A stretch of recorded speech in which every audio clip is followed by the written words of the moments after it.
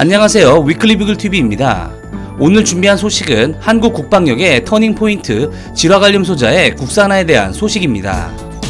대한민국은 국방력 증대에 엄청난 기여를 하는 핵심 기술과 이에 필요한 핵심 소재를 지속 개발하고 있습니다.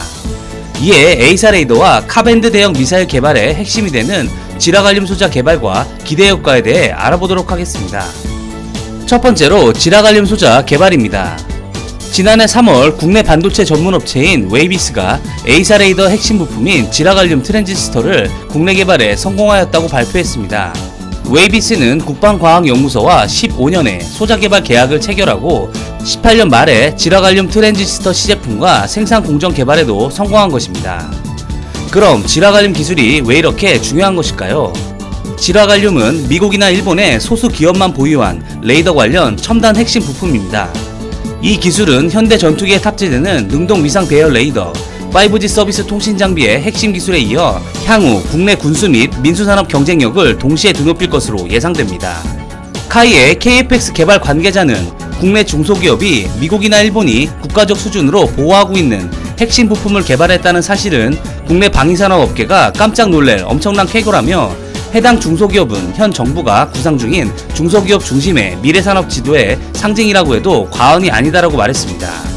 레이더는 고출력 레이더 전파를 사용하는데 K-31 천만 미사일까지만 하더라도 레이더파를 TWT라는 진공광 형태의 대형 발전장치를 통해 만들어냈습니다. 하지만 이는 부피가 매우 큰 것에 비례해 만들어낼 수 있는 레이더의 출력이 약했습니다. 기술의 발달을 통해 이러한 문제를 해결하고자 레이더에 사용할 실리콘 반도체 증폭장치가 나왔고 후에 갈륨비소 반도체 증폭장치가 나와 이 같은 문제를 해결하였으며 최근에는 질화갈륨 반도체 증폭장치 기술이 나온 것입니다.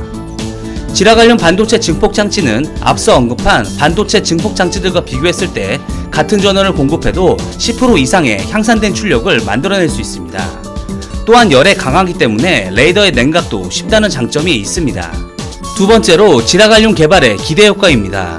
질화갈륨 소자는 반도체 제조 공정과 거의 동일한 방법으로 만들어지기 때문에 사실 우리나라가 만드는 건 시간 문제였습니다.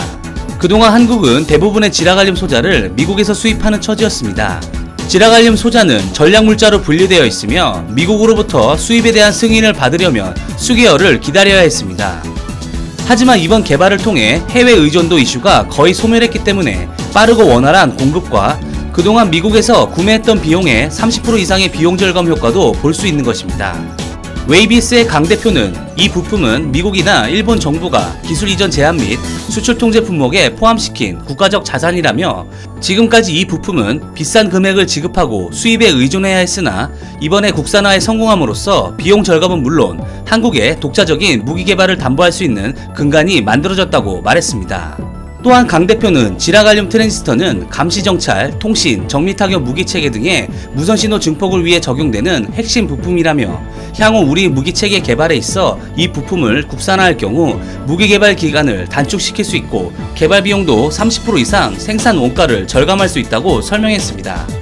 웨이비스는 벌써부터 군수 분야 선진국인 러시아, 이스라엘 등의 제품 수출을 앞두고 있는 것으로 알려졌으며 인도도 문의를 하고 있는 상황입니다.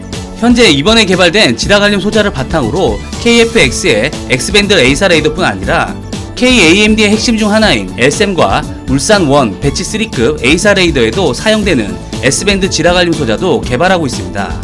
또한 카밴드 유도 시커에 필요한 질화갈륨 소자를 개발하는 연구 계약도 체결하였습니다. 여기서 카밴드 유도 시커란 앞서 웨이비스의 강 대표가 언급한 정밀타격 유도 무기에 사용될 수 있다는 것으로 조금 구체적으로 살펴보면 카밴드 시커의 장점은 해상도가 높아 탄도미사일의 탄도부를 정확히 탐지 및 식별할 수 있어 미국의 패트리어트3 미사일은 직접 요격을 위해 카밴드 시커를 사용하고 있습니다. 또한 높은 해상도 덕분에 다수의 군지 표적을 하나하나 제거하는 데도 매우 강점을 가지고 있습니다. 가장 핵심은 시커 자체를 소형화할 수 있다는 것입니다. 이 기술은 향후 우리 군에게 요격 미사일의 시커나 새로 개발을 계획하고 있는 한국형 공대공 미사일에 적용될 것입니다. 질화갈륨 소자는 앞서 소개한 것처럼 미국, 일본, 프랑스에 이어 한국이 새롭게 합류해 총 4개의 나라만 만들 수 있는 최고 난이도의 소자입니다. 국방 선진국인 러시아와 이스라엘이 한국에 구매 의사를 타진하고 있을 정도로 개발이 매우 어렵고 첨단 무기에 반드시 필요한 핵심 기술이 바로 질화갈륨 소자인 것입니다. 대한민국 국방력의 성장 동력은 바로 이런 최첨단 국방 기술에 달려 있습니다.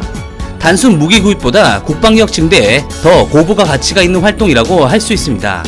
우리는 이런 최첨단 기술 개발에 더욱더 힘을 실어줘 다른 나라에 휘둘리지 않는 자주국방을 실현해야 할 것입니다. 이상 위클리 비굴이었습니다. 시청해주셔서 감사합니다.